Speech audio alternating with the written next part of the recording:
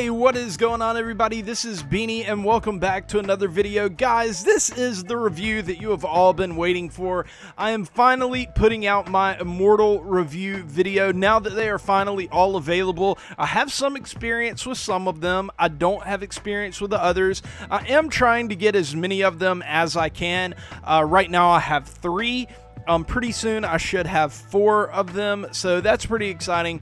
But I've gotten my hands on a few. I've simulated kind of offline what I think some of them might be like, and I think I have a pretty good feel for these Immortals, and I think that it's finally time to review them. So yeah, I guess with that being said, let's just go ahead and get into the video. But I do want to say I am going to be starting with the Immortals that I think are the worst, and we're going to be moving up to the Immortals that I think are the best. So in a way, it's kind of a ranking, but there are a lot of Immortals that are kind of tied. So yeah, it's just that's basically how it's going to go down. So anyways, let's get into it. Okay, now it's kind of weird to call this card like the worst of any set because this card is freaking amazing. The 99 Immortal Jackie Robinson is such a sick card, but I do think that it's the least good out of all of the Immortals. Basically for a couple of reasons. One, it doesn't have a lot of power, and if you aren't going to have a lot of power, I definitely want you to make up for that as an Immortal with elite level defense and elite level speed. Well, he does bring that elite level speed to the table with 95, 91 speed and stealing. And he has very good defense with 84, 88 fielding and reaction. That's very good, but it's not elite level. And he also doesn't have like a huge arm, like a 90+ arm to go with it. So there are a lot of things that are lacking from this card that other Immortals seem to have, if that makes sense. Now, that doesn't take away anything from this card. He's still basically kind of a 5-tool guy. Even though 2 of his tools, power and arm strength, are, you know, about average, all of his others are either well above average or elite, like his contact and his speed. And he has enough power to hit home runs and stuff like that. So overall, he's also a very versatile guy. He can play second, first, third, or left field. That also has some value to it. Although I don't see why you would want to play this guy anywhere but second base. So there is that to consider as well. But overall, it's just a really great card that, you know, it lags behind all the others in terms of quality. And I ended up giving this card a fag of an 8.8. Next up, we have the 99 overall Cal Ripken, and this is kind of a similar thing as the Jackie. Out of all the Immortals, this card has the second least amount of power with 79-90 versus righties and lefties. Definitely not bad. It definitely, if this were last year, I would even almost call that like close to elite power. But this is a different year, and there are cards that have a lot more power than this Cal Ripken, so I would want him to make up for that with elite level defense and elite level speed. And opposite of the Jackie, this one makes up for it with elite level defense, but not elite level speed. In fact, it's probably below average speed for a shortstop. But as a hitter, as a defensive player, he is going to be one of the best hitting shortstops in the game. There is no doubt. The only hitting shortstop that I can think of that I would rather have just immediately off the top of my head is that Mike Schmidt, because he also brings the defense and he also has power to go along with it. But just on the surface level, this is an elite level card. It really is. 105, 114 contact with 114 vision. Your PCI is going to be enormous. So there's a lot of things to like about this card. If you've got the Cal, play him at shortstop. He's going to be one of the best cards on your team. And I ended up giving him a fag of an 8.9. Okay, next up is the 99 overall Mike Piazza, and it was very difficult to place this guy in terms of his perceived value because for a couple different reasons. One, he's a catcher, so that inherently makes him more valuable, and the fact that he just hits so well, I mean, as a catcher, it just makes him so valuable. I can't stress that enough. That this is an incredibly valuable card. It truly is.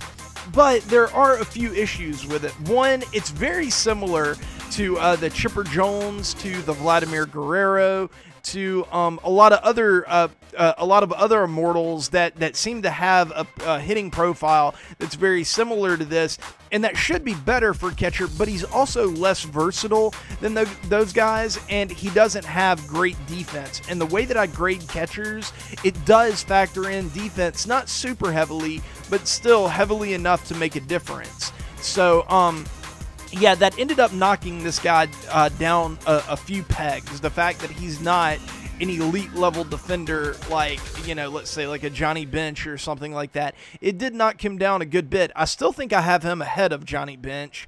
Yes, I do. He's well ahead of Johnny Bench in terms of his quality, and rightly so. This is a better card than the Johnny Bench, but if you're a more defensive-oriented guy at catcher, this might be a guy that you want to consider playing at first base, or not playing at all, or not getting, or something like that. But the fact that he's just such a good hitter, it does make up for it. And I'm making it sound like he's a terrible defender. He's not. He's a very adequate defender, and he does have 86 blocking, which in my opinion is probably the second most important catching attribute behind arm strength. So, yeah, so there is that. So he's not bad behind there. He's just not elite. For those reasons, I ended up giving him a fag of a 9.2. Coming up next is the 99 overall Nolan Ryan, and this is a fantastic pitcher. In fact, I would say that he's the third best pitcher in the game, but I do think that he lags behind the other two starting pitchers in the Immortal grouping right now for a couple of reasons. One, I do factor in walk per nine and like how well they can locate. I do factor that in to their final score. It's 15% of their final score, and I had to knock this Nolan Ryan just a few points because of that. And I also had to knock him just a little bit, just a hair, for the fact that he doesn't have that great of pitch selection. He only has a four-seam, a circle change, a 12-6, and a sinker. And while that is good pitch selection, the other two Immortals do, in my opinion, have much better pitch selection. So I did have to knock him just a tad, just like 1 percentage point because of that.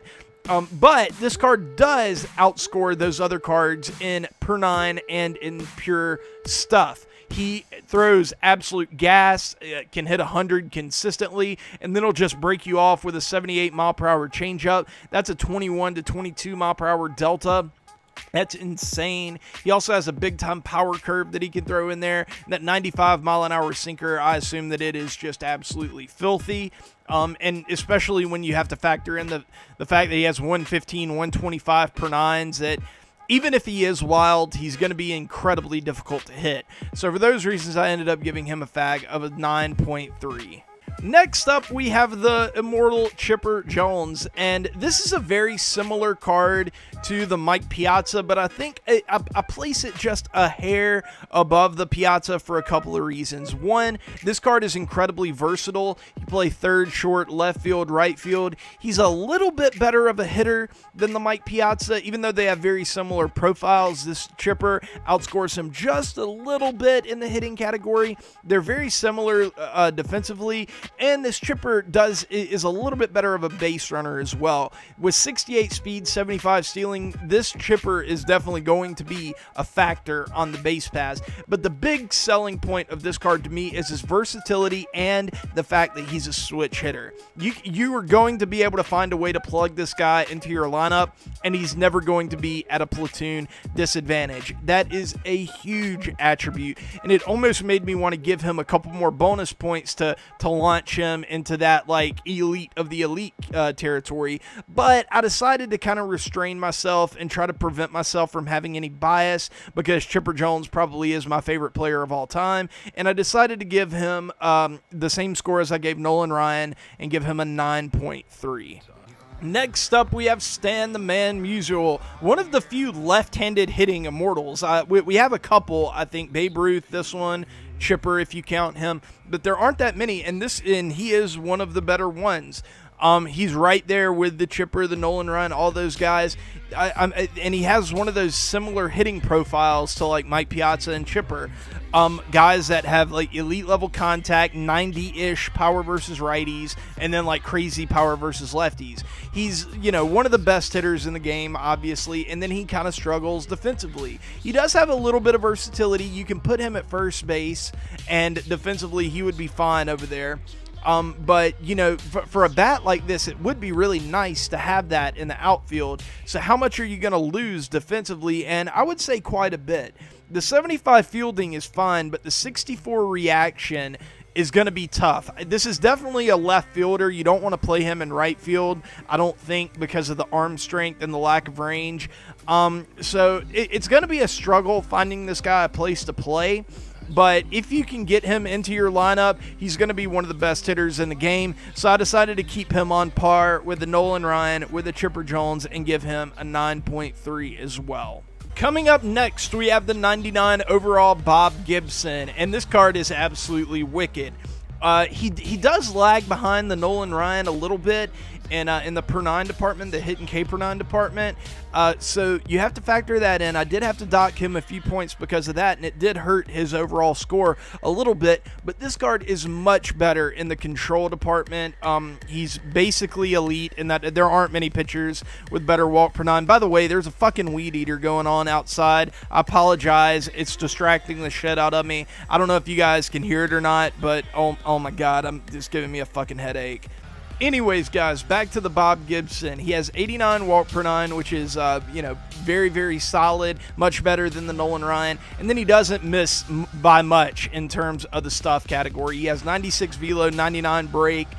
He throws almost as hard as that Nolan Ryan. He also has a sinker. He has a slider, the curveball, the changeup. The only big downside to this card is the fact that the other two Immortal pitchers have really, really good changeups with incredibly vast deltas. This card's delta is only 12 miles per hour, so that could mean that he might be a little bit easier to hit sometimes, but the fact that his other stuff is just so good as well, I think it kind of makes up for it, and maybe even more so. I do prefer this Bob Gibson just a little bit to the Nolan Ryan, so I ended up giving him a fag of a 9.4.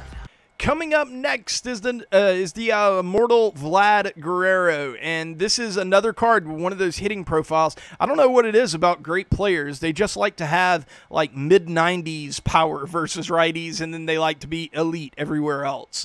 But there are a lot of Immortals that have a very similar hitting profile to this, and this Vlad is no different. 107, 125 versus contact, 90, 121 power, 101 vision. He's an elite hitter, that's obvious. The big separating factor is going to be the other stuff. So he has one of the best arms in the game. I mean, it doesn't get better than 99 arm strength, right? So that's elite. The other things, though, he's not going to be that great in the field defensively. I mean, he has 71 fielding, 77 reaction. That's better than some of the other guys that we've seen, like the Stan Musial, but it's still not extremely good. It's going to be something that where he's usable. You're probably not going to notice that big of a difference, but you might lose a tenth of a run here or there because you're not... You know, he doesn't have the range to get to a ball, and in your mind you're just like, oh, okay, that was a good hit, but maybe another guy with better reaction and fielding could have gotten there. I don't know, but that's going to be a very slight issue for this Vlad, but he makes up for it a little bit with his speed. He's got 81 speed, 75 stealing, extremely good. He's a true 5-tool guy, even though he's, you know, not the best defensively. He's good enough to where I would count that as a tool. And so yeah, one of the few 5-tool Immortals out there, and I ended up giving him a fag of a 9.5 because of that. Next up, we're going to talk about the relief pitcher, Billy Wagner. And just because I put this guy on a similar level, or maybe I talked about him after the Vlad, don't take that to mean that I think this card is more valuable than the Vlad or anything like that. This is just his score relative to the position that he plays. You know what I mean? So, like, I would even take, you know, like a 9.3 fag chipper over this card, even though this card scores higher. Because you do have to take position and things like that into account. But thinking about this Billy Wagner just as a relief pitcher, oh my God, is this guy going to be dominant? He's got basically almost perfect per nines, just 3 off. Extremely good walk per 9, perfect velo and break. He throws 99 to 100.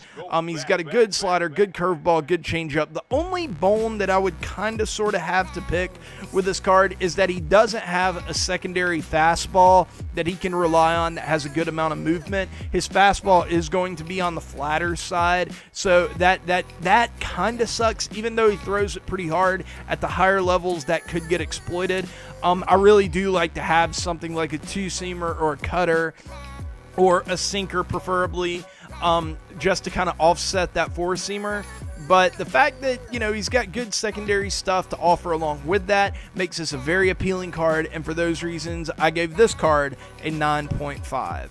Okay, and then moving on to the other relief pitcher, the 99 overall Goose Gossage. This card is once again incredible. He's got very similar hit and K per 9. I think he's one below the Billy Wagner, which is not a big deal at all. He's got amazing stuff. I love his pitch selection. He's got the 4-seamer, the slurve, the sinker, the changeup. That slurve thrown in there is a little unorthodox, so not a lot of people see the slurve all that often, so that's a very intriguing pitch to have in the arsenal. And he's got that sinker, that secondary fastball that's just so juicy that you can count on. It's going to be a very valuable weapon for you, and he's also got a solid changeup to go along with it. He throws in the hundreds. The only knock that I would have on this card as opposed to the Wagner is that he's not, like, even though he doesn't have terrible walk per 9, it's not on that elite level like the Billy Wagner's kind of was.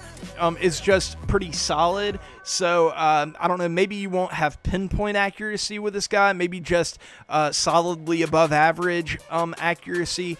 So for those reasons, I kind of feel like him and the Billy Wagner have similar amounts of value. I maybe prefer the Goose Gossage, not taking in handedness to account. I may prefer this Goose Gossage very slightly over the Billy Wagner, but not enough to really bump him up another score. So I ended up giving him a fag of a 9.5 as well. After that, we have the 99 overall Pujols, and this is a card that I just unlocked myself, which is very exciting. I can't wait to start playing with this card. I should have a debut video out either today or tomorrow. But this card is amazing, man. There are 2 big selling points to this card to me outside of his amazing hitting. One, he's a decent defender for a first baseman, and not only that, he's pretty versatile as well. He can play third base or any other corner. He can play any corner, basically, first, third, left, or right. That's a pretty valuable commodity because maybe you have that Frank Thomas, and you don't want to take Frank Thomas out of your lineup. This is the situation that I'm in. So instead, you can just put this Albert Pujols in left or right field, and he's not going to be, horrific defensively. I mean, he's going to be pretty solid. So that's a very, very valuable thing to have. I said that I was going to stop saying very, very. Fuck it. I can't. I've got to say very, very. It's part of my DNA now. Thank you, Donald Trump. That's not a political message, by the way. Somebody said that yesterday. It's not. It's a joke. It's not political at all. But anyways, this Albert Pujols, aside from all that stuff, as a hitter, he's probably the second or third best hitting immortal in the game, basically, depending on how you rank the Griffey and the Ruth. But yeah, I would probably put him at second, the second best hitting immortal. He's a monster. He's that Griffey's another lefty, by the way, another left-handed immortal. I don't know what I was saying, but yeah, this card is amazing. I'm kind of rambling now. I'm kind of getting pedantic and shit.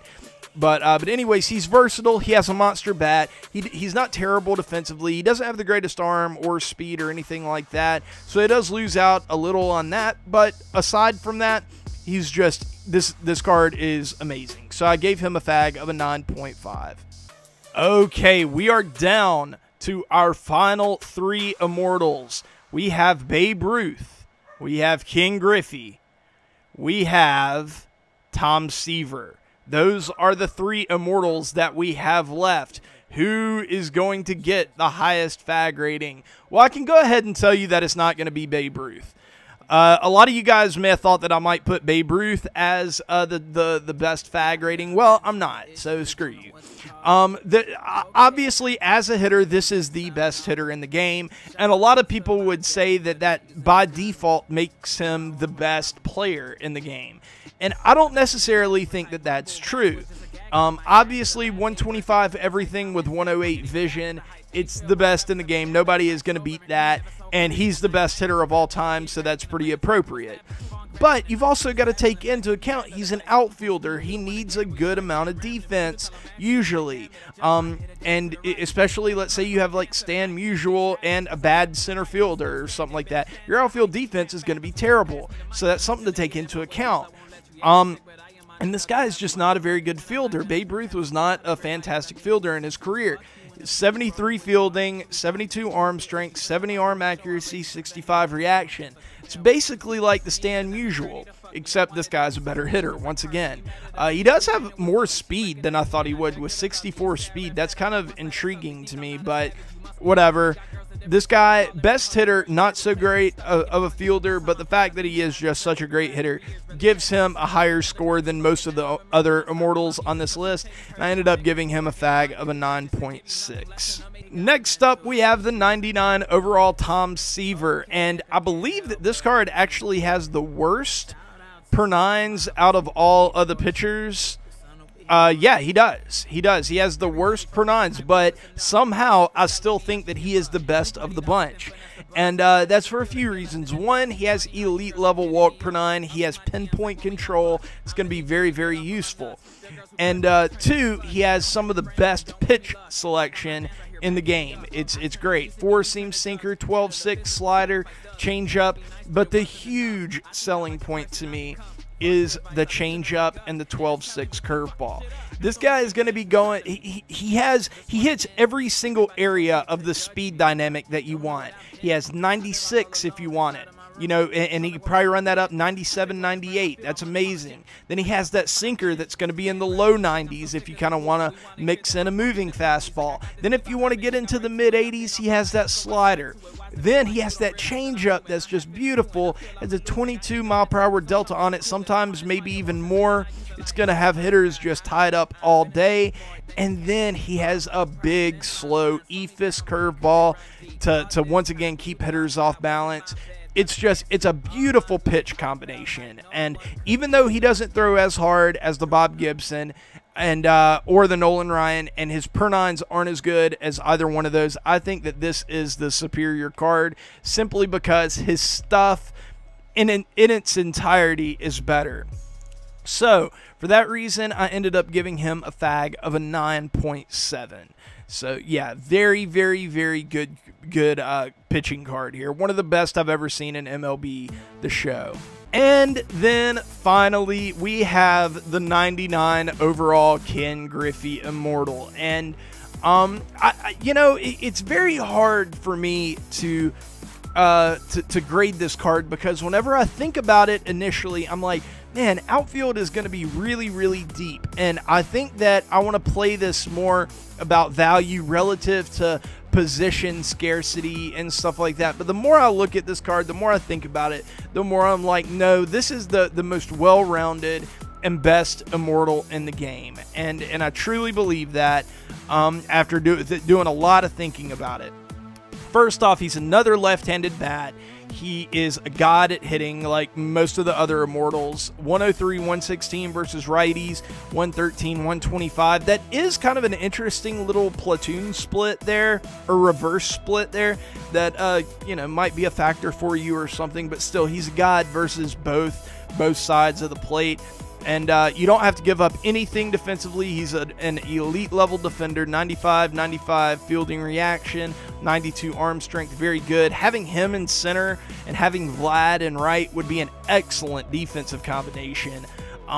You would never sack flies would almost be a thing of the past. And then he has not elite level speed, but just a notch below elite level speed to finish it off. So it's the best card in the game probably right now, in my opinion, overall. I really wanted to kind of give it to the Ruth just because it's freaking Babe Ruth. But given the speed, given the fielding to go along with the hitting, it's hard for me to justify that. So I ended up giving this Griffey a fag of a 9.8, which is the best fag in the game. And so, yeah, I don't know, guys. This was very tough to do because you guys will probably go back, find some of my other grades and find contradictions or something like that, and then comment and try to expose me as an idiot, which is fair. You can do that if you want. But I tried to be as reasonable as possible with these, and I tried to be as impartial as possible with these, and I think I did a relatively good job of that. And yeah, so the Ken Griffey is in my opinion the best immortal, but that doesn't mean that he's the most valuable immortal. Like, I think an argument could be made for Chipper because he's a switch hitter that's very versatile. I think an argument could be made for Babe Ruth because he's the best hitter. I think an argument could be made for Mike Piazza because he plays the scarcest position. Lots of good arguments could be made for lots of different guys, but in my opinion, it's got to be the Griffey just because of the 5-tool nature of him. So yeah, let me know what you guys think. If you enjoyed the video, please leave a like. If you're new, which I'm sure there probably will be a few of you with this video, I imagine this video will do pretty well. Please subscribe. I'd really appreciate that. And yeah, leave a comment. Let me know what you think, and I will see you guys later. Peace.